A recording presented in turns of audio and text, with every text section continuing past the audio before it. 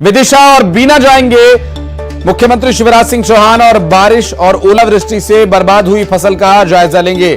CM Shivraj Singh Chauhan आज विदिशा और बीना के दौरे पर रहेंगे। ओलावृष्टि और बारिश जो कि लगातार फसलों को बर्बाद कर रहे हैं, इसका जायजा लेने के लिए मुख्यमंत्री सुबह 9 बजे विदिशा पहुंचेंगे। आपको बता दें कि चटोरी पटवारी खेड़ी में किसानों का हाल जानेंगे और किसानों से मुलाकात का भी यहां पर समय लिया गया है और मुख्यमंत्री शिवराज सिंह चौहान किसानों से मुलाकात कर उनकी परेशानी के बारे में जानेंगे। दरअसल आज विदिशा और बीना के दौरे पर मुख्यमंत्री शिवराज सिंह चौहान रहेंगे और यहां फसल नुकसान क्या कुछ हुआ, क्या उनकी मदद करनी है, इसके बारे में बातचीत कर संभव है आश्वासन और मदद का हाथ आगे बढ़ाएंगे।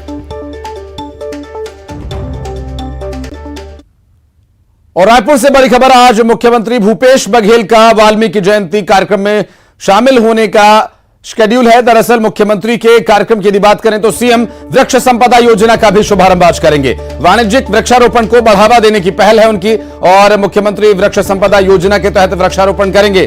5 वर्षों में 1,80,000 एकड़ में वृक्षारोपण करेंगे और 5 वर्षों में 15 करोड़ वृक्षारोपण का लक्ष्य रखा गया है। आपको बता दें कि मुख्यमंत्री भूपेश बघेल 5 साल में लगभग 15 करोड़ वृक्ष लगाए जाने का लक्ष्य लेकर चल रहे हैं और वृक्ष लगाए जाने की इस योजना की शुरुआत की जाएगी मुख्यमंत्री वृक्ष संपदा योजना के तहत। आपको बता दें कि वृक्षारोपण को बढ़ावा देने के लिए यह प्रयास किया जा रहा है, इस योजना की शुरुआत की जा रही है और आज सीएम वृक्ष संपदा योजना का शुभारंभ मुख्यमंत्री भूपेश बघेल करने वाले हैं और 5 साल में लगभग 15 करोड़ वृक्ष लगाए जाने का लक्ष्य लेकर सरकार चल रही है। और हालांकि वृक्ष संपदा योजना की शुरुआत मुख्यमंत्री आज करने वाले हैं, लेकिन 5 वर्षों में 15 करोड़ पौधे लगाए जाने का जो लक्ष्य है मुख्यमंत्री वृक्ष संपदा योजना के तहत 5 वर्षों में 1,80,000 एकड़ क्षेत्र में पौधे लगाए जाने का लक्ष्य है मुख्यमंत्री वृक्ष संपदा योजना के तहत। और मध्य प्रदेश विधानसभा के साथ साथ छत्तीसगढ़ विधानसभा का सत्र भी जारी है और आज भी सदन में हंगामे के आसार हैं। सरकार और विपक्ष के बीच कई मुद्दों पर वार पलटवार की संभावना है। वहीं ओलावृष्टि से फसलों को हुए नुकसान समेत कई मुद्दों को विधानसभा में उठाया जाना है। दरअसल दोनों ही विधानसभा में बारिश और ओलावृष्टि से हुए नुकसान को लेकर चर्चा की जा सकती है। ये विषय आज दोनों ही जगह उठाए जा सकते हैं। मध्य प्रदेश और छत्तीसगढ़ दोनों ही विधानसभा जारी हैं। बजट सत्र में इन विषयों को लेकर चर्चा हो सकती है।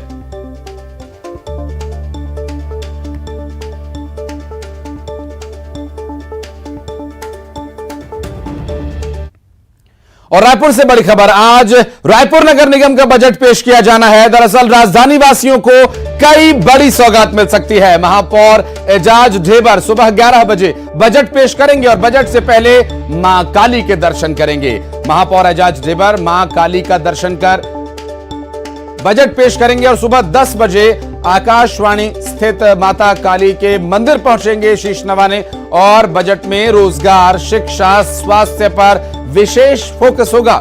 आपको बता दें कि इस बजट को लेकर कई उम्मीदें स्थानीय नागरिकों में है। हालांकि बजट में शिक्षा, रोजगार समेत कई महत्वपूर्ण बिंदुओं को कवर करने का प्रयास रहेगा। आज रायपुर नगर निगम का बजट आ रहा है और इस बजट से जुड़ी हर छोटी बड़ी डिटेल्स हम आप तक पहुंचाएंगे न्यूज 18 मध्य प्रदेश छत्तीसगढ़ के माध्यम से। और महापौर एजाज ढेबर सुबह 11 बजे बजट पेश करेंगे, लेकिन उससे पहले बजट पेश करने से पहले माता काली के चरणों में शीश नवाएंगे और सुबह 10 बजे आकाशवाणी स्थित माता काली के मंदिर पहुंचकर शीश नवाकर उनका आशीर्वाद लेंगे और उसके बाद 11 बजे नगर निगम का बजट पेश किया जाएगा महापौर एजाज ढेबर के द्वारा। आपको बता दें रायपुर नगर निगम का आज बजट आना है। राजधानी वासियों को बड़ी सौगात मिलने की संभावना है।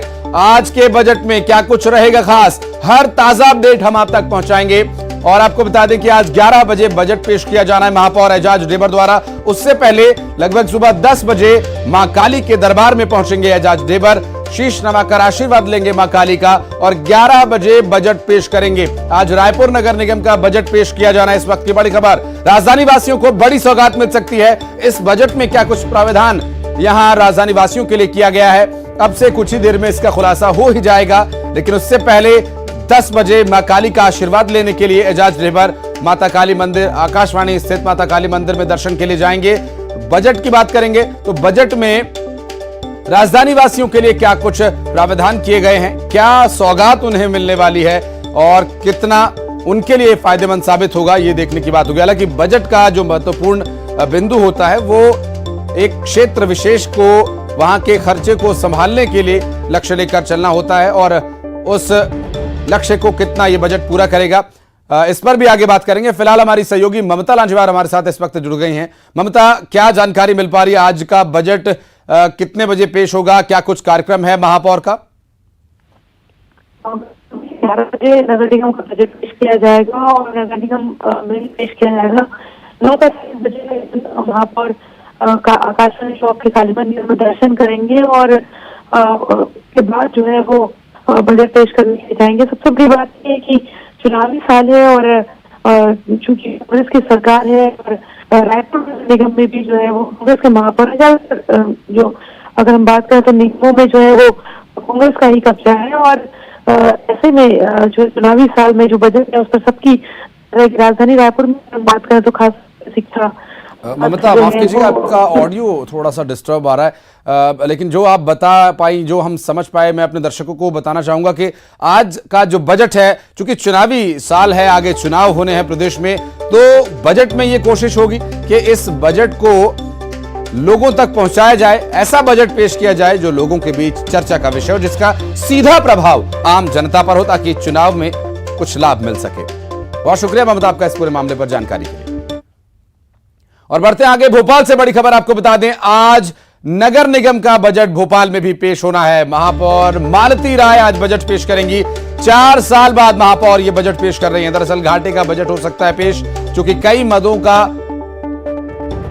घटाया जाना लगभग तय माना जा रहा है। प्रॉपर्टी टैक्स का भार बढ़ सकता है, तो यहां कुछ अलग तस्वीर भोपाल में। दरअसल महापौर मालती राय आज अपना बजट पेश करने वाली हैं। 4 साल के बाद महापौर बजट पेश करेंगी और घाटे का बजट पेश किया जा सकता है, क्योंकि कई मदों को घटाया जा सकता है, प्रॉपर्टी टैक्स को बढ़ाया जाएगा।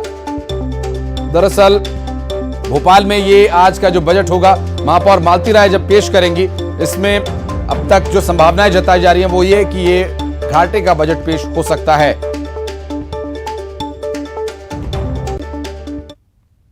और रायपुर में सफाई कर्मचारी आंदोलन की तैयारी में हैं। आज आंदोलन करेंगे सफाई कर्मचारी, विधानसभा का घेराव करेंगे और मानदेय नहीं बढ़ाए जाने से नाराज हैं। कलेक्टर से मानदेय भुगतान की मांग लगातार की जा रही है और आज विधानसभा का घेराव करने के लिए सफाई कर्मचारी कूच कर सकते हैं। आपको बता दें कि रायपुर में सफाई कर्मचारियों का आज आंदोलन होगा और आज आंदोलन कर विधानसभा का घेराव करेंगे सफाई कर्मचारी, क्योंकि मानदेय नहीं बढ़ाए जाने से वे नाराज हैं। कलेक्टर से मानदेय भुगतान की उन्होंने मांग की है। मांग पूरी होगी, कितना समय लगेगा ये तो कह पाना मुश्किल है, लेकिन आज एक बड़े आंदोलन की तैयारी में है सफाई कर्मचारी।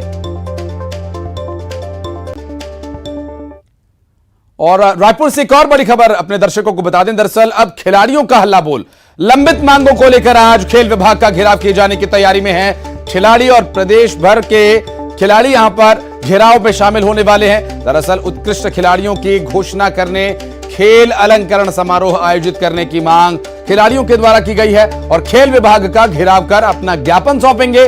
खिलाड़ी लगभग 11:30 बजे खेल विभाग का घेराव करने के लिए पहुंचेंगे। खिलाड़ियों की यह मांग है कि अलंकरण कार्यक्रम किए जाएं और उन खिलाड़ियों का हौसला बढ़ाया जाए जो जी जान से, मेहनत से प्रदेश के लिए पदक लेकर आते हैं। और लंबित मांगों को लेकर आज प्रदेश भर के खिलाड़ी एकत्रित होकर विभाग का घेराव करेंगे।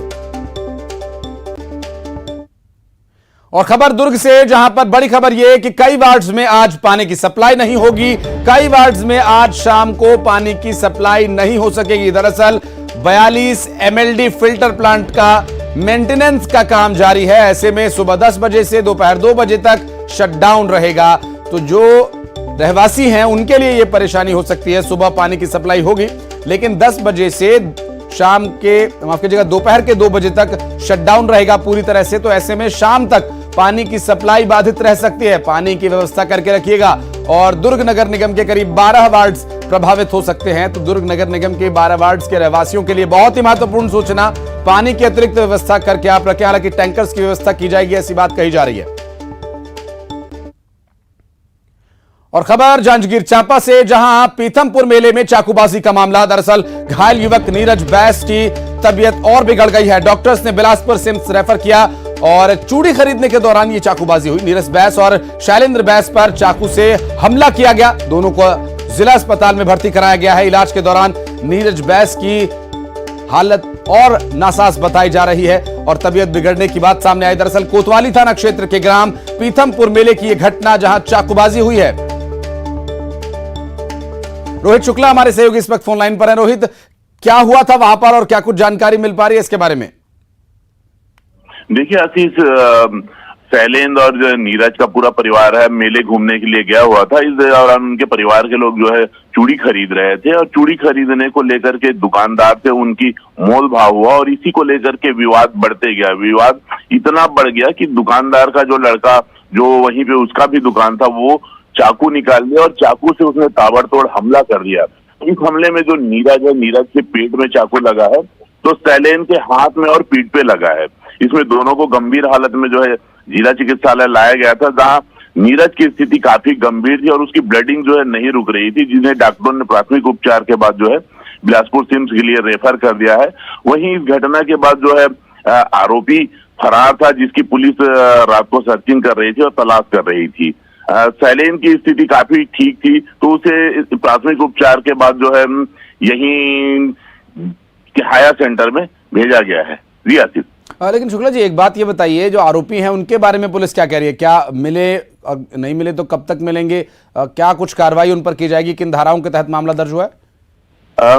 देखिए आशीष, चूंकि मेले का मामला है और मेले में काफी भीड़ रहता है, ऐसे में घटना के बाद जो है आरोपी जो है फरार हो गया था। पुलिस का कहना है कि सर्चिंग की जा रही है, तलाश की जा रही है, घेराबंदी की जा रही है और जल्द ही उसे गिरफ्तार कर लिया जाएगा, क्योंकि उनका दुकान लगा हुआ है। परिवार के भी बाकी लोग हैं तो उनसे भी पूछताछ किया जा रहा है कि भीड़ भाड़ का इलाका था तो ऐसे में थोड़ा अभी समय लग सकता है। बहुत शुक्रिया रोहित आपका इस पूरे मामले पर जानकारी देने के लिए। और अगली बड़ी खबर रायपुर से, जहां पर दूल्हा दुल्हन मौत मामले में सीबीआई सीआईडी जांच की मांग लगातार उठ रही है। दुल्हन के परिजनों ने सीएम और राज्यपाल को खत लिखा है। दरअसल टिकरापारा पुलिस की जांच से संतुष्ट नजर नहीं आ रहे हैं परिजन। आपको बता दें कि सीबीआई जांच और सीआईडी जांच की वो मांग कर रहे हैं। दरअसल जांच की अनुशंसा करने का आग्रह उन्होंने किया। युगल हमारे सहयोगी इस वक्त हमारे साथ मौजूद है। युगल, अभी जांच की मांग की जा रही है, पुलिस की जांच से संतुष्ट नहीं है परिजन, सीबीआई और सीआईडी को जांच सौंपे जाने की मांग हो रही है। जी बिल्कुल आशीष, ये 21 फरवरी की ये घटना वारदात हुई थी। 2 लाशें बरामद हुई थी दूल्हा दुल्हन का। अब उसमें पीएम रिपोर्ट पुलिस को मिल चुकी है। अधिक रक्तस्राव की वजह से और जो चोटें लगी थी चाकू की वजह से, जिसमें मौत होना पाया गया है। और अभी जो पीएम रिपोर्ट आया है उससे यही प्रमाणित हो रहा है कि दूल्हा दुल्हन ने आपस में एक दूसरे को चाकू से वार किया, जिसकी वजह से हत्या हुई। पहले जो दूल्हा है उसने वार किया, फिर उसके बाद दुल्हन को मारने के बाद उसने आत्महत्या की है। अब बड़ी बात यह है कि जो दुल्हन पक्ष के जो परिजन है, उनके जो भाई है, उन्होंने इस पुलिस की जांच से अपनी असंतोष व्यक्त करते हुए सीबीआई और सीआईडी जांच की मांग की है और राज्यपाल और मुख्यमंत्री भूपेश बघेल को पत्र भी लिखा है और उसमें अनुशंसा करने की बात कही है। और अगर बता दें कि जिस तरह से ये जो पूरा मामला भी सामने आया है, अभी भी उलझने है वो सुलझ नहीं पाई है। इसमें स्पेशल टीम भी एक गठित की गई है ताकि दूसरे एंगल से जांच है वो की जा सके। पुलिस अलग अलग दिशाओं पे अलग अलग बिंदुओं पर जांच कर रही है, लेकिन अभी भी फिलहाल इस मौत की वजह क्या थी, किन वजहों से हत्या की गई, फिर आत्महत्या किया, इसका खुलासा नहीं हुआ है। अभी भी फॉरेंसिक जो है रिपोर्ट वो आनी बाकी है। बिल्कुल, और रिपोर्ट आने के बाद काफी कुछ स्थिति स्पष्ट हो गया। हालांकि सीबीआई और सीआईडी की जांच की जो मांग की जा रही है, पुलिस की कार्यप्रणाली पर कहीं ना कहीं विश्वास, अभी जांच पर विश्वास नहीं है परिजनों को। बहरहाल देखना होगा आगे क्या स्थिति होती है। बहुत शुक्रिया युगल आपका इस पूरे मामले पर जानकारी देने के लिए। और रायपुर से बड़ी खबर, दरअसल दूल्हा दुल्हन मौत मामले में विसरा रिपोर्ट मौत का राज खोल सकती है। दूल्हे ने कौन सा नशा लिया था, फॉरेंसिक रिपोर्ट ने बताया किसने अंतिम वार किया। दूल्हे के शरीर पर मिले 8 गहरे जख्म और दुल्हन के शरीर पर 25 गहरे जख्म पाए गए थे। एक खंजर से 72 वार हुए। पुलिस की स्पेशल टीम भी इस पूरे मामले की जांच करेगी। 72 वार एक ही खंजर से हुए थे क्या, ये एक बड़ा सवाल है। दूल्हे ने क्या लिया हुआ था, ऐसा कौन सा नशा उसने किया था कि उसने ऐसी अमानवीय घटना को अंजाम दिया। एक खंजर से 72 वार आखिर कैसे हुए, ये सभी जांच का विषय है। और अब बारिश की बात करेंगे। रायपुर से बड़ी खबर, राजधानी में मौसम का मिजाज लगातार बदल रहा है। रायपुर में तेज हवा के साथ बारिश शुरू हो चुकी है। अगले 24 घंटे के लिए अलर्ट जारी किया गया है मौसम विभाग की तरफ से। बारिश ने किसानों की मुश्किलें कितनी बढ़ा दी हैं, कहने की आवश्यकता नहीं है, क्योंकि इस वक्त जो परिस्थिति है, चूंकि खड़ी फसल खेत में बारिश की वजह से बिछ गई है और उसमें अब ज्यादा परेशानी किसानों को हो रही है। अब बहुत ही कम संभावनाएं हैं कि फसल बच पाए, क्योंकि तेज हवा के साथ बारिश हो रही है। हवा फसल के पौधों को गिरा रही है और बारिश से भीग कर वो और खराब हो जाएंगे। ऐसे में राजधानी में बदले मौसम के मिजाज के चलते, हालांकि शहरी क्षेत्रों में जहां खेती की बहुत ज्यादा संभावना नहीं है, वहां पर मौसम हल्का ठंडा और खुशगवार बना हुआ है। बढ़ते आगे, कवर्धा में भोरम देव महोत्सव में प्रदेश के लोक कलाकारों ने शानदार प्रस्तुति दी और छत्तीसगढ़ के लोक कलाकार अलकार चंद्राकर ने अपनी शानदार प्रस्तुति से समा बांध दिया। छत्तीसगढ़ के सुमधुर गीत संगीत में लोग मदमस्त होते झूमते नजर आए। देर रात कार्यक्रम का आयोजन चल रहा है और महोत्सव में बड़ी संख्या में लोग पहुंच रहे हैं।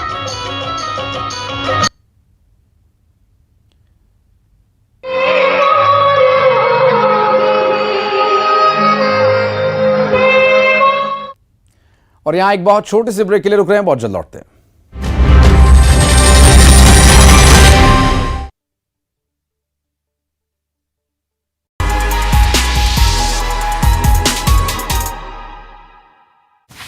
Come soon. Miss you. Bhopal में ओलावृष्टि को लेकर सीएम हाउस में बैठक। फसलों के नुकसान को लेकर सीएम ने ली जानकारी। सभी जगह सर्वे दल का गठन। दिल्ली में बढ़ सकता है विधायकों का वेतन, जल्द हो सकती है घोषणा। भूतपूर्व विधायकों की पेंशन में किया जा सकता है इजाफा। मध्य प्रदेश में कमलनाथ सरकार बदलने के 3 साल पूरे। कांग्रेस आज मना रही लोकतंत्र सम्मान दिवस। कमलनाथ ने जारी किया वीडियो संदेश। कांग्रेस के लोकतंत्र सम्मान दिवस मनाने पर गृह मंत्री नरोत्तम मिश्रा ने कसा तंज। कहा कमलनाथ को निकालनी चाहिए माफी यात्रा। राहुल गांधी से सावरकर की तुलना पर गृह मंत्री नरोत्तम मिश्रा का बयान। कहा हम उन्हें टुकड़े टुकड़े गैंग का साथ देने वाले राहुल गांधी समझते हैं। प्रदेश में बिगड़ा मौसम का मिजाज। आने वाले 2 दिनों तक जारी रहेगा बारिश का दौर। कई जिलों में ओलावृष्टि का भी अलर्ट। सीहोर में बारिश का दौर जारी। गेहूं और चने की फसल पर पड़ रहा असर, किसानों की बढ़ी चिंता। डिंडोरी में भी दिखा बारिश और ओले का कहर। ओले से पटी नजर आई सड़कें, फसलों के नुकसान की आशंका। खरगोन में दिखा कश्मीर जैसा नजारा। ओलावृष्टि में जमीन पर बिछी बर्फ की चादर, फसलों को भारी नुकसान। उज्जैन के महाकाल मंदिर पहुंचे क्रिकेटर उमेश यादव। महाकाल की भस्म आरती में वे शामिल। देश और दुनिया में शांति की कामना की। मुरैना में 10वीं साइंस का पेपर हुआ लीक। सेंटर के शिक्षक पर लीक करने का लगा आरोप। कलेक्टर ने एफआईआर के दिए निर्देश। ग्वालियर में इनकम टैक्स की रेड। कारोबारी पारस जैन के ठिकानों पर कार्रवाई। मुरार, चेतकपुरी और संजय कॉम्प्लेक्स में छापे।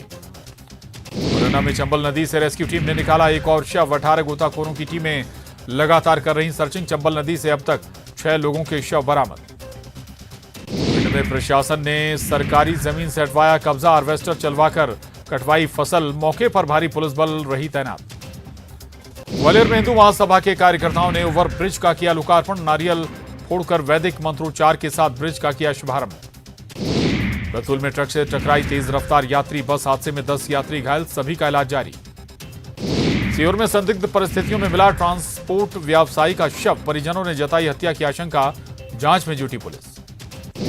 देवास के खिवनी अभ्यारण्य में दिखा बाघ। वन रक्षक और पर्यटक ने बनाया वीडियो। पानी की तलाश में वन क्षेत्र से बाहर निकला बाघ। सीहोर में बॉडी बिल्डिंग प्रतियोगिता का आयोजन। मिर्जा जमाल ने जीता एमपी का खिताब। 145 का बॉडी बिल्डरों ने प्रतियोगिता में लिया था हिस्सा। भोपाल में ISSF वर्ल्ड कप शूटिंग का होगा आयोजन। 21 मार्च को सीएम शिवराज करेंगे प्रतियोगिता का शुभारंभ। 33 देशों के 300